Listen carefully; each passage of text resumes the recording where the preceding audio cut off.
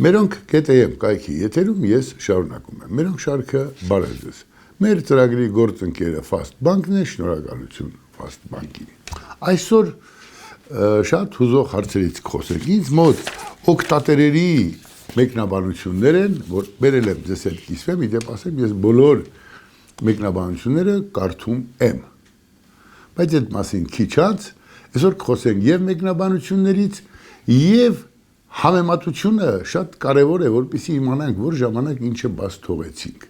Եվ Նիկոլ Փաշինյանի մասին այդ մեկնաբանությունները օգտատերերը որ գրում են, թե ես Փաշինյանին ոչ այլ ոչ պակաս ձեռ եմ առնում, ինչ իրավունք ունեմ ասում, տենց բան չեն ասում։ Եվ այսպես շարունակ։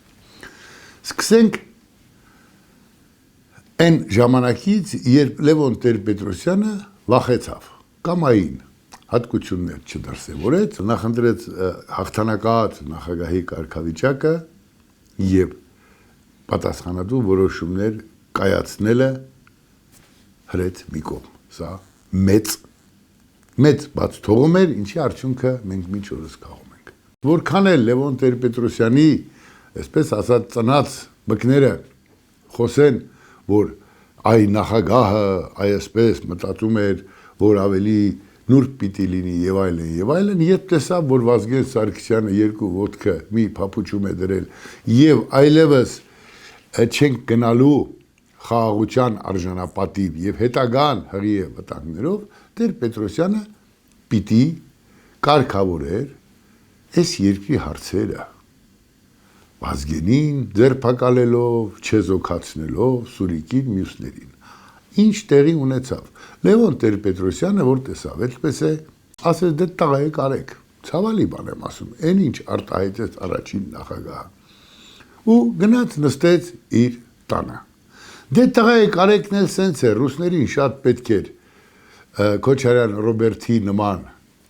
եւ Սերժ Սարգսյանի նման եւ Դաշնակ պարագլուխների նման ոհմակատերերը, ովքեր իրենց հոգում հաստատ հայրենիք չունեին, բայց ունեին այդ հայրենիքի ծուցկը ծծելու մեծ ախորժակ։ Ծուցկը գիտեք, չէ՞, ամենահամով տեղը ապականելու, թալանելու հայրենիքը եւ արդյունքում Վազգեն Սարգսյանին շատ կարճ ժամանակում պարզապես գնդակահարեցին։ Ոչ միայն Վազգեն Սարգսյանին, նաեւ մնացած երևելիներին, ովքեր այս կամ այն կերպ հաստատ պիտանի էին մեր երկրին։ Եվ ինչ տեղի ունեցավ, տարիներ շարունակ այս մարդիկ զրոյացրին մեր ամեն ինչը։ Հիմա այսօր, չգիտեմ, սկսած Կարապետյան Սամվելից, այդ Տաշիր Սամոյից, որ ասում է, վայ, ես բարերար եմ։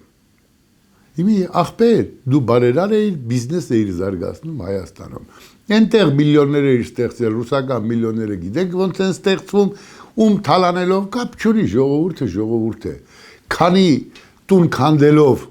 այսպես միլիոնատեր ու միլիարդատեր էիք դառնում մինչ օրս Ռուսաստանում։ Այդպես է, այստեղ էլ մոլեր էիք բացում, ֆրֆռում, ձեր համար կայֆոտ ապրել եք։ Հիմա եկել եք հայրենիքը փրկելու։ Այ այս տրամաբանության մեջ երկիրը ընկավ շուն ու գելի ձեռքը։ Անկախ նրանից հիմա որդ ինչ եք ասում, ինչ փրկիչ եք դարձել։ Այո, երկիրը ընկավ շուն ու գելի ձեռքը։ Ավելին, այդ հակի երևելիներին մի հարց էլի կարող եք ասել, երբ Վանո Սիրադեղյանին ուզում էին ձերբակալել, ազգային ժողովը պիտի այո ասեր։ Հակի անդամներից մեկի ձայնը եղավ որոշից, որ այսօր հակի անդամ է, որ այո ասած, որ Վանո Սիրադեղյանին ձերբակալեն։ Կբարձրաձայնեք, այդ ով էր։ Այդ խրոխտ զավակը հայրենիքի։ Այ հենց բարձրաձայնեք, ազնիվ լինեք։ Այսինքն համեմատության մեջ այսպես է, Լևոն Տեր-Պետրոսյանը իրեն կամային շատ թույլ պահեց եւ այսօր մենք ունեցանք այսքան զո։ Այսօր ինչ ունենք, ինչը պակաս է, հիմքը այո Տեր-Պետրոսյանի, այսպես ասած, անկամ լինելն էր։ Գլուխը տակովը չտվեց, այսպես ասենք, ցավոք սրտի։ Այն որ իր գիտելիքները էս այն ամեն ինչ տեղում, բայց հենց որ եկավ հասավ դժվարություններին, որ պիտի մի ապտակ տա չտվեց, ասել չէ, չեմ ուզում այդ ապտակը տամ։ Թողեց գնաց։ Բայց իր խնդիրը չէր, մեկ մարդու խնդիր չէր, մի ամբողջ ժողովրդի խնդիր էր։ Սա էր իրականությունը եւ ինչու եմ ես հայմատելով գալիս։ Հիմա եկեք գանք այս սրբազան կոչված հայոց եկեղեցու այրերին։ Էլորն ասեցի, այդպես էլ Աստծու ծառան չդարձակ։ Մի քիչ կոպիտ ասացի Աստծու շունը չդարձակ։ Դա նույնն է հավատարիմ շունը, այն էլ Աստծու արժեք է։ Դուք այդ արժեքը չդարձակ։ Ժամանակին մի կես տարի առաջ, 7-8 ամիս առաջ, չգիտեմ ավելին, ասացի, եթե դուք սրբազան կոչված հայրեր այսօր որոշում չկայացնեք ձեր ներսում, կտրիչին, որ ասում է լուսավորչի գահից, ռադանեք, Մաշալյանը և մյուս Մաշալյանները ժամանակին իրենց պահին գլուխ կբարձրացնեն։ Նիկոլ Փաշինյանը էստեղ է, որ բոլորից խելոք է։ Մի քար գցում է, մի գժի պես 10 խելոք պտտվում են կողքը։ Բայց մեր եկեղեցու սրբազան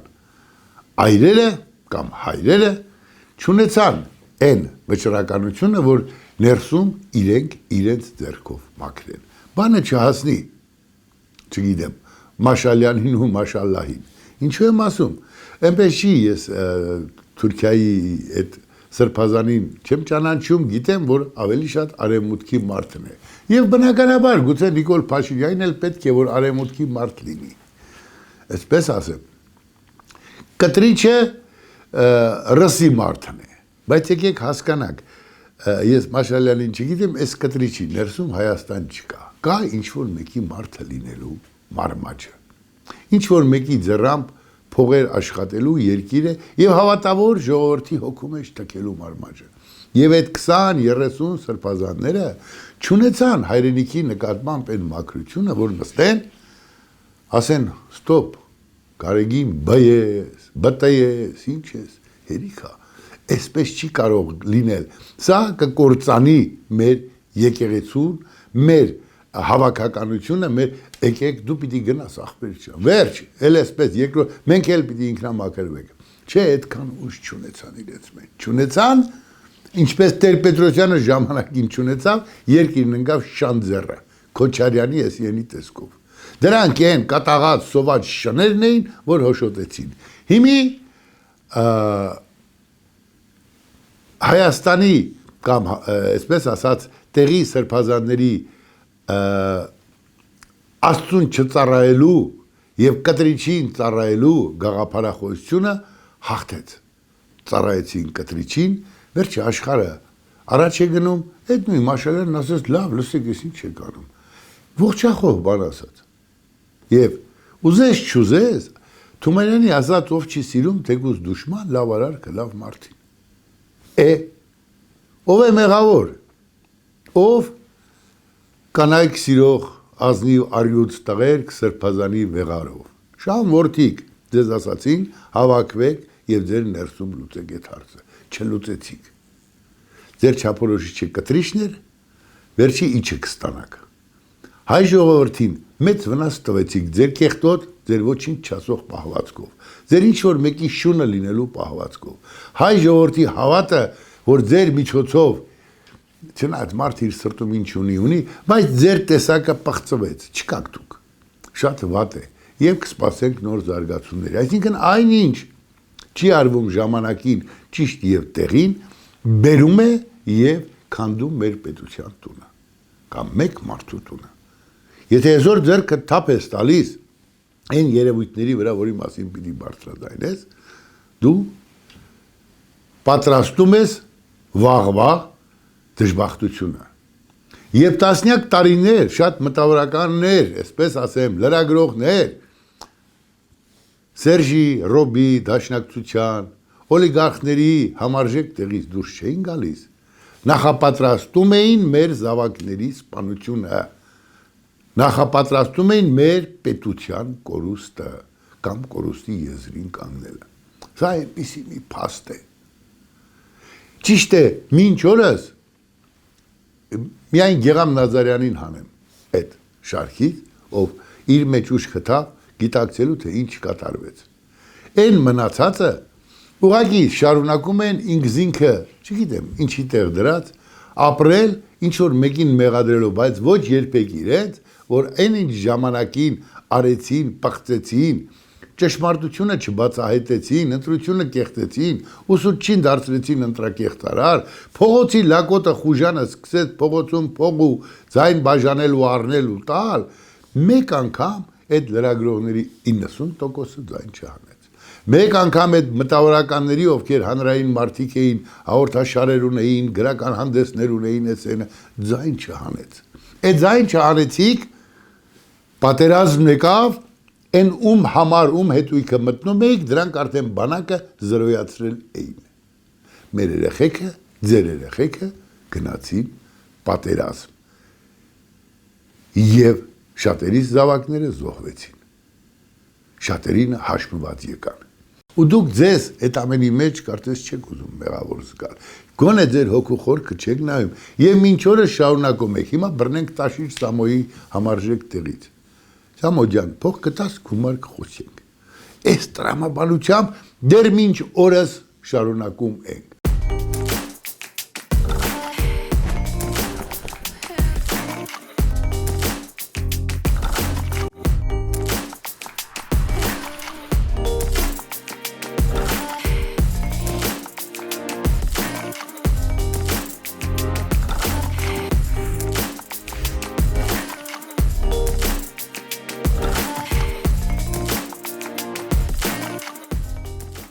Մի մասը էլ կա, որ Նիկոլ ջան, ուտեմ պետա կաճապա։ Էդ ու կամոտ չունեք, ինձ էլ հիմա ես բերել եմ, որ կարդամ, որոշ մարդիկ ինչ են ասում։ Մեկը գրում է. Սուրեն ջան, իսկի քեզանից մի լավ բան չենք լսելու Նիկոլի մասին։ Լսիր նորմալ խոսա երկրի ղեկավարի մասին, մի ինչ Մարգարիտ Սարգսյան, չգիտեմ, շատերը ֆեյք են, դրա համար անունները չեմ էլ կարդում։ Նորմալ խոսիր երկրի ղեկավարի մասին, ամենախոլուկ մի կարտիր քեզ, այդպես արեցիք, որ թալանչիները չխեղճացան, ակտիվացան, իսկ Նիկոլի Արածի կեսի չափը, ֆու արա, միայն մի խոսիր, էդ էլ էդպես։ Պարոն Սարգսյան, ճիշտ է, ես շատ հարցերում միայն վարչապետի անվան հետ առհամարական խոսելը քաղաքավարի եւ հաճելի չէ, դուք չգիտեք ում եք հավանում, ինչ եք անում։ Այն մեկը ասում է, հա, երբ ես համ նալին ես խփում համ մեխին, մի ուրիշը հելիքա Նիկոլին ձեռ առնես, ռուսամետները հելել են, մեզ ուտում են, մի ուրիշը պարոն Սարգսյան, դուք ձեռ եք առնում մեր վարչապետին գլխարկի եւ սրտիկի համար, գլխարկը որ դնում է դրա կարիքը ունի, իսկ սրտիկը ասում է, որ սիրում է ձեզ, շատ լավ է, որ քննադատում եք, բայց պետք չէ, որ ամեն անգամ վարչապետին եք կապնում։ Եվ այսպես շարունակ։ Ուրեմն ինչ խնդիր կա։ Ինձ համար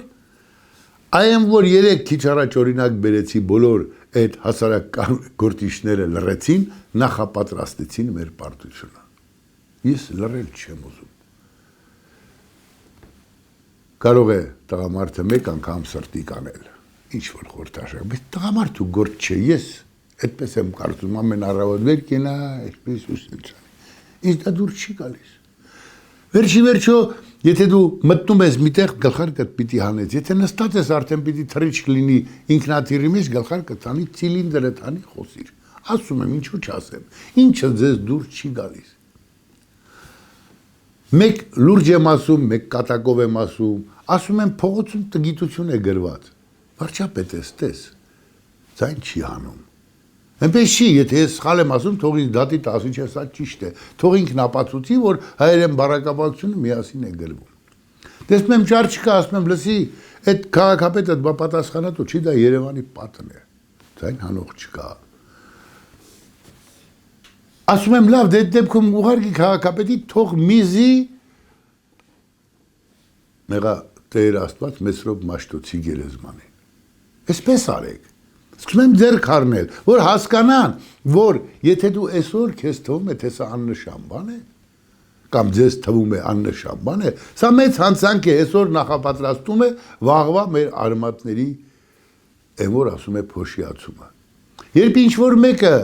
5-րդ դասարանի մաթեմատիկայի գրքում գրել է, որ պիտի սրանից հետո ծնողները մեկը ադին լունի, մեկը բուդին, ադի բուդի ծնողները եւ ունեն 3-4 երեխա, ադին չադին փութին։ Այս ինչ ապուշություն է, ասում եմ, ես պարզունակությամբ ուր եք տանում, մշակույթի նախարարությունից այն չկա։ Ասում եմ Մեսրոպ Մաշտոցի նկարը դպրոցի դասագրքից առաջին դասարանից Այբենանից, որ ավանակի զավակն է հանել։ Ասում են Նիկոլին բան չասես, Նիկոլն ինչ անի։ Նիկոլը թող գլուխը պատին տա, պատնել գլխին տա։ ինչ ուզում է անի, բայց դա իր պատասխանատվության տիրույթում է, անգամ մեկը իրեն այն որ ասում է կարող են սխալվել, հորն ասել լավ եկող տարի կուղենք կներեք սպրտում է եղել, բայց չէ Ժաննա Անդրեսյանն ու Նիկոլ Փաշինյանը երկու ոտը մի փապուչի մեջ դրած անգամ դե այդպես է եղել սխալ եղավ, անող չկա, ասում եմ ամբողջական փողոցները իբր թե հիմնովին նորոգեցին, 2 օր անձրև եկավ, 2 օր սառնամանիք, ամբողջ փողոցները քանդվեցին, ասում են ինչ անի խաբել են, հո էս չեք որ խաբել են, եւ երբ ասում եմ այ այդպես, էս տեսքով, էս տեսակով, էս որակով, էս ցածր մոտեցումներով չի կարելի, ինձ ասում են դու ինչ ես ուզում Նիկոլ Փաշինյանից, քավ լիցի, ես ինչ պիտի ուզեմ Նիկոլ Փաշինյանից, ես ընդամենը ուզում եմ որ Նիկոլ Փաշինյանը այսպես ասած շուստրավատ չանի, բոլորն ակտիվացել են, ընդդիմադիր դաշտը, էսը էնը, ես միևնույնն է, այսօր էլ եմ ասում Կարապետյան Սամվելները, Ծառուկյան Գագոնները եւ մյուսները Դաշնակցությունը, Սերժիկ Սարգսյանը, Ռոբիկը, սրանք նպաստել են, որ մեր երկիրը կորուսվի։ Եվ չէի ցանկանա, որ Նիկոլ Փաշինյանը ինքզինքը, չգիտեմ, լրակյացի կամ փիլիսոփայի, չգիտեմ ինչի տեղը դներ եւ չարձագանքեր բոլոր առողջ բաներին։ Իմ խնդիրը չեմ լուծում։ Փողոցում մի գրված տգիտության պատասխանատուն ես չեմ, բայց ես ինձ հայ եմ զգում ու մարդ եմ զգում։ Ես չեմ ուզում, բայց չեք մտածում, որ ասենք, պատկերացրեք ուսուցչուհին ասում է, Բալիկ ջան, հայրենում այս բանը գրվում է այսպես, Բալիկ ջանը դուրս է գալիս, տենում է մի հատ ծնողաբան, գրել է, հակառակ ասում է, հայրիկ, այս ինչ է։ Բա հայրենում այսպես չի, ասում ես այսպես, ասում է, բա նայ հայրիկ։ Բայց դուք այդ երևույթից գետինը չեք մտնում, ձեզանից որևէ մեկը որ այսօր գրում է, կամ մշակույթի նախարար, կամ Նիկոլ Փաշինյան, գետինը չես մտնում։ Եվ ես այս ստիպված ասում եմ, բա կրթությունը մոդայիկ է շարքից, այդ ով է այդ էշությունը ասել, կրթությունը ոնց կարող է նորաձև լինել, կրթությունը չի կարող։ Մինչ օրս այնքան ինչու եմ ասում,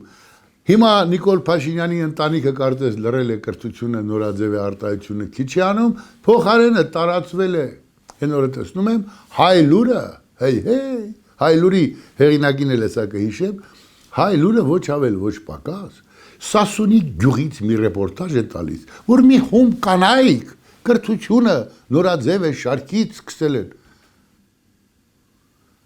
Դպրոց չեն սովորել, չգիտեմ որ նման ապուշ արտահայտություն չի կարելի անել, բայց այ որ Նիկոլենք արել են, հիմա շարունակվում է, ծով է տալիս, որովհետև մեր հասարակության մեջ տգիտությունը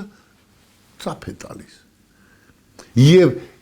վերևի գլուխը շատ կարևոր է իշխանություն կոչված։ Դե եթե իշխանությունից տգիտությունը թափվի, բա մնացածն ինչ պիտի անեն։ Ինչ վերաբերում է հայլուրին, ողոր մի կողքի մեռելներին, մի Տիգրան Նաղդալյան կար։ Քոչարյան Ռոբերտի սիրելի տղան էր։ Համել, այսպես ասած, չգիտեմ, արվամոլ էր, էդ էլ ապացուցված։ Ռոբերտը դրանին բաց չէր թողում, հետո Արմենչիկն էր իր սիրելի տղան։ Չեմ ասում արվամոլության իմաստով, բայց էությամբ ինքը սիրուն տղերքին պահում էր իր մոտ։ Տիգրան Նաղդալյանը 90-ական թվականներին մի հայլուր վերնագրով էշություն սկսեց, որտեղ ասաց, որ, չգիտեմ, քիչ առաջ նոր տարի փրկատակ հաղորդում են անում լուրջ տեսքով, եկել են գրավել նախագահականը, էսելը, փորձ արեցին տեսնեն ինչ դուրս կգա։ Իհարկե, մեծ աժոտաժ, այսպես ասենք, սկսվեց ամբողջ հանրապետությունով մեկ, Տիգրան Նաղդալյանին ոչ միայն եթերազրկեցին, այլև արգելեցին տարիներով, որ զբաղվի լրատվությամբ, քանզի նրա արածը հանցանք էր։ Հետո Տիգրան Նաղդալյանի պես արվամոլը Քոչարյանի թեթև ձեռամբ եկավ դառավ Հայաստանում լրագրող, հերոստանգերության տնօրեն եւ այդ հայլուր տգետ անունն էլ բերին դրեցին։ Ու հիմա դեռ միջև օրս շարունակում են Այսուրեն Սարգսյանը այս մասին է բարձրաձայնում։ Մի օկտատերել անդրադառնամ շատ կարճ Սիմոն Ավանեսյան ինձ գրում է, ասում է, ես Հայաստանում չեմ ապրում, ես իրավունք չեմ վերապահում ձեզ բան սովորեցնեմ, բայց մի բան պատմեմ, ասում է, ու այսպես երկու տող։ Նկատի ունեցեք, ասում է, մի ավտոբուս, որը սառույցով եւ ծուռ պտույտ ճանապարհով է ընթանում, վարորդը պայքարում է, որպեսզի մեքենան հասցնի ավտանգ ու ապահով տեղ, բայց մի 2-3 ուղևոր խուճապ են ստեղծում։ Հրաժարվելով նստել իրենց տեղերում, ասելով, որ օրենքը խախտվել է եւ մի ուղևոր ծխախոտ է ծխել եւ պահանջում են կանգնեցնել ավտոբուսը ու 100%-ով վտանգում բոլորի կյանքը։ եւ հետո կոչ է անում, ասում է ախր համբերեք էլի, ընթացքում քիչ էլի քննադատեք։ Ես չեմ քննադատում, բայց այդ խոսքը, որ ասում եմ հայերենը մի պղծեք, այս գլխից ավտոբուսի հետ կապ չունի։ Բա որ անիվը պայթի ու գլորվեն ձորը։ Ես վախենում եմ, որ եթե այս ձևով, այս տգիտությամբ, այս ողորմելի մոտեցմամբ, այս հետույք մտնելով, գտնվելով, պարոն Ավանեսյան, տեղ հասնենք, տակը բան չի մնա։ Ավտոբուսի ժողովուրդը էլի վիճակի չեն լինի, ինչ որ բան վերարտադրելու։ Այստեղ է խնդիրը, եւ ես միշտ ասում եմ, այն անում եք լավ է, շարունակեք ճիշտ անել։ Մի բերեք այդ տգետների ոհմակը լցրեք այս ժողովրդի գլխին։ Մի բերեք։ Այսպես է իմ ինքս ինձ տված հանձնարարությունը։ Եվ այնինչ քիչ առաջ պատահական չասեցի հայմատություն, թե Վազգեն Սարգսյանի, թե սրբազանների, վեհափար-մեհափարների, այնինչ ժամանակին չես անում կտրուկ հատու, դու հետագայում այլևս անելու հնարավորություն չես ունենում։ Մի զրկեք ինքներդ ձեզ այդ հնարավորությունից, շատ գործընկերներին է վերաբերում, մի դարեք ինչ-որ մեկի շունը,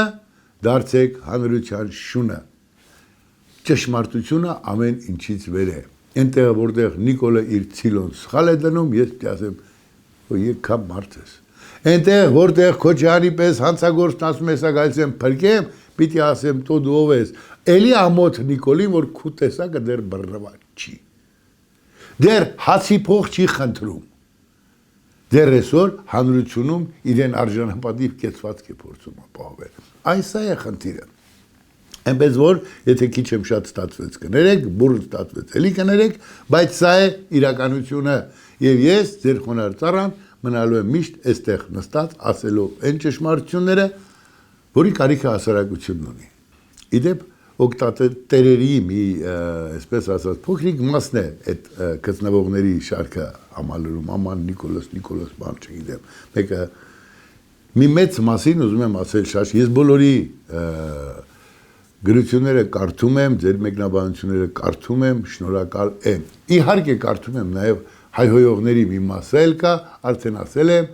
բազմասեր եմ եղել երիտասարդ տարիներին, չափս չեմ ճանաչել, երևի իմ ապօրինի երեխեքն են, կարդում եմ քթից տակ քմծիծաղում, ուզում եմ հիշեմ դրանց, որի մայրիկը երբ ինչ,